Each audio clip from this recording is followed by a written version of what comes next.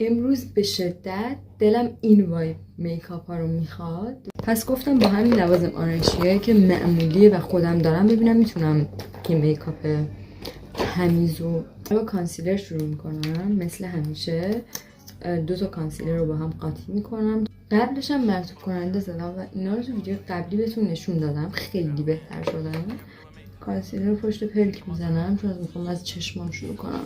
بعد کانسیلر پودر فیکس میزنم و پشت پلکم رو خشک میکنم. حالا میرم سراغ آرایش چشمی. کوتک دارم به این رنگ گوشه، میام جلوتر این رنگی این بعد از اینکه اون سایه رو زدم، من حقیقتا سایه مشکی مات ندارم و سایه مشکیم براقه و همین به جای سایه مشکی میام از یک مداد مشکی همیشه استفاده میکنم. این فینیش مات تری بهم میده میشه و بعد یه خط چشم میکشم.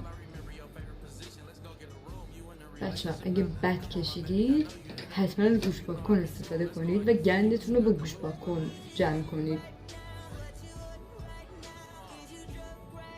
مرطوب پاک میکنم زیر چشمام کنم جایی که کثیفه و اینا. کانسیلر به زیر چشم، ژل ابروم تموم شده. من نیازمند یک ژل ابروی جدید هستم.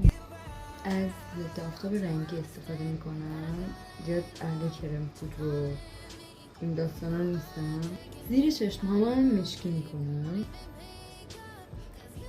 بعد پودر فیکس فراوان، خط لب قهوه‌ای،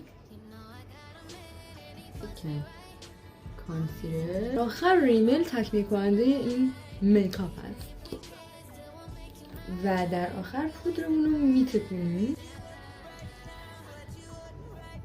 بچه میکاپم چطور شد؟ گفتم تا بور نرفته بیام و یه لوک نهایی بهتون نشون بدم و بعد حالا برم ویدیوهای دیگر رو بگیرم. تا ویدیوی بعدی، بوس بهتون.